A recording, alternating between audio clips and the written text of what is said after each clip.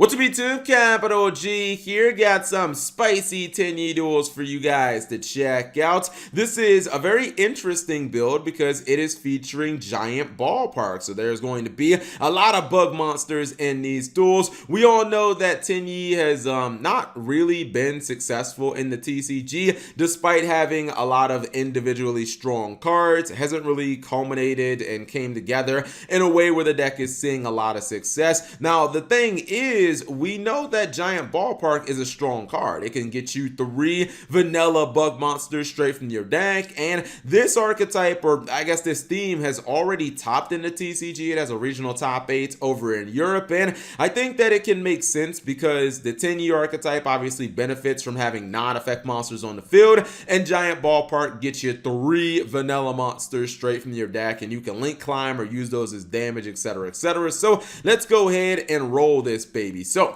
you can see obviously Tenyi don't really need their normal summon that much. They can special summon. He's going to use his normal summon on Renaissance Insect to help him link climb. That will actually float into another monster. He'll probably get Doomdozer because it's just a high impact card, 2800 attack if I'm not mistaken. Yeah, so it definitely makes sense. His opponent's going to get a plus from Sage. He's going to get a plus from Whitestone of Legends, and he's going to start using some of those pluses for Galaxy Soldier, which means he can go for the Cyber Dragon Infinity and the Link Karibo. I think Cyber Dragon Infinity will eventually try to suck up a monster a little later in this turn. He's actually going to go for number 97, and that's going to get him Titanic Galaxy for free, which was pretty nice. He tries to negate the suck up effect of Cyber Dragon Infinity by using the Fire Tenyi in his graveyard. Problem is, and I don't even think he should have bothered to activate it, he can just negate it with Cyber Dragon Infinity. So I don't know, he probably just shouldn't have even activated the card. He could have just like left it in the graveyard, but I digress. He is going to go ahead and get 3 copies of the Sea Ranger Shine Black from his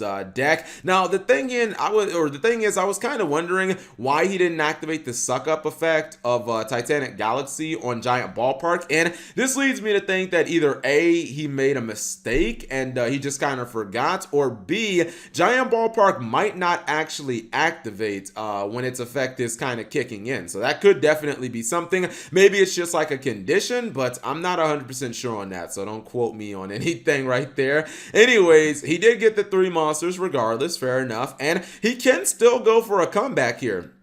Even though his opponent gets the Art Brave effect, he is going to go ahead and special summon the Fire Tenyi because, as I said before, he has no effect monsters on field. This is where the natural synergy with Tenyi comes in. Now he can normal summon his Gokipole. Gokipole is going to activate, and his opponent basically has to negate it with Cyber Dragon Infinity, or just, I guess, lose the Infinity. So Gokipole would have added him a vanilla normal monster, or a vanilla bug monster from his deck. Then he could have special summoned that monster and popped the card. Obviously Cyber Dragon Infinity would have been what he was trying to pop, so he was going to force out the negate. Problem is, this other Tenyi Link 3, yeah, it can basically nuke this guy's entire field. He's going to negate Gokipole, but this guy is a B to deal with. So if you guys don't know, and we don't have this card in the TCG, who knows when we're going to get it, although Tenyi will definitely improve. This card is really strong because it basically can blow up effect monsters your opponent controls, equivalent to the vanillas that you have, or I guess non-effect monsters that you control or have in your graveyard. So I count 1, 2, and then we check his graveyard. I think there's like 3 more in here,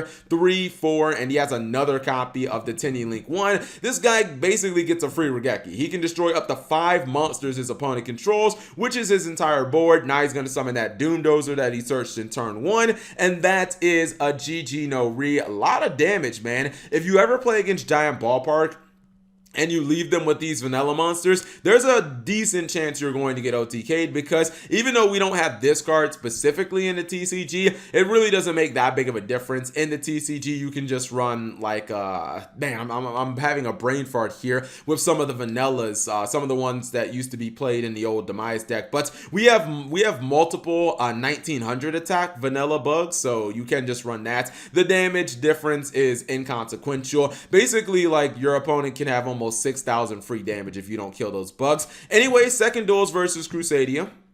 I think he's playing the go second build of Crusadia. Yeah, he has to be going second because he's main decking like Dark Ruler No More, obviously Kaiju. So he's playing go second Crusadia. His opponent, once again, not opening up that great. Although he did open up with the Rhoda slash Foolish Burial for Tenyi, and that's really strong because he normal summoned the Insect Knight first. Actually, this is one of the 1900 vanillas for insects.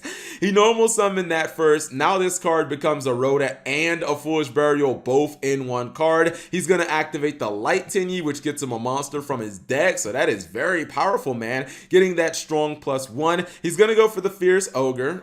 This card's coming out in Chaos Impact for anybody wondering, by the way. And his opponent is going to press on. I maybe would have liked to see him try to activate Reclusia's effect, but nah, I guess it really wouldn't have worked. No, he could have maybe destroyed Bug Part, because if he tries to destroy the Tenyi, he could have just activated the effect of the red guy to stop it. Once again, he is going to go ahead and summon 3 vanilla monsters from his deck. Now, the thing is, you still actually do damage calculation. It's just no damage is going to be done. This means that the Tenyi is going to die. However, he can activate the Water Tenyi to not only Monster Reborn, his Fierce Ogre, but to destroy his opponent's copy of Equamax. Now, it's not that big of a deal.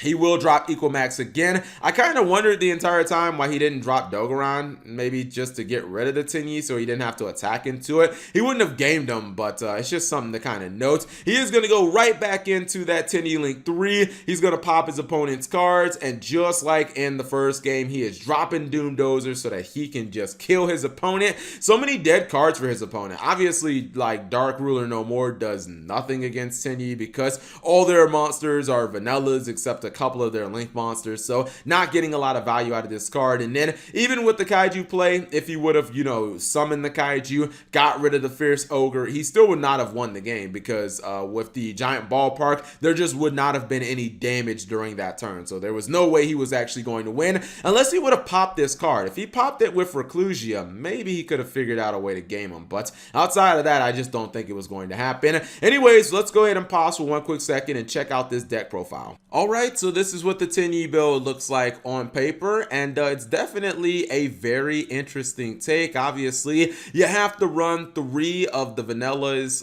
when it comes to like the insect monsters, because you are going to be special summoning these cards off of your Giant Ballpark. I mean, ideally, you don't really want to draw these cards. You can also search them from Goki Pole, so yeah, you don't really want to draw the cards, but you run them at 3, so I think it is going to be somewhat inevitable. You're also running a bunch of the Tenyi monsters because those help you go into the the Tenyi Link monsters, and those are quite necessary for this deck. Also, you do want to be able to use the Tenyi Rhoda / Foolish Burial pretty consistently. I'm not exactly sure about 3 copies of Demise of the Land. I understand that it does get you your Giant Ballpark and it can do it during the opponent's turn, but objectively, wouldn't it just be better to run like a Metaverse? You know what I mean? Like Metaverse just seems like a better card because you don't have to like rely on your opponent to just kind of activate it. I never thought that I'd see a deck with so many Tenyi monsters that doesn't run their field spell, because I still think the Tenyi field spell is excellent, but I understand that Giant Ballpark is more of a win condition. Honestly, I would probably drop a couple of cards here. I wonder if Unexpected Die is like 100% necessary. I get that it does summon your like vanilla bug monsters, but the Tenyis are kind of like the cards that you use for link climbing, plus Renaissance Insect and also Goki Pole can be like solid in that sense. I wonder if maybe you might need some better defense in this archetype. Like maybe drop a couple of these insect monsters, the ones that are not important, drop a couple copies of like Demise of the Land, put in a Metaverse, and I don't know, maybe throw in some impermanences in case you go seconds, or you could even play like the Tenyi Counter Trap, because obviously that's a pretty strong card as well. Just some stuff to think about.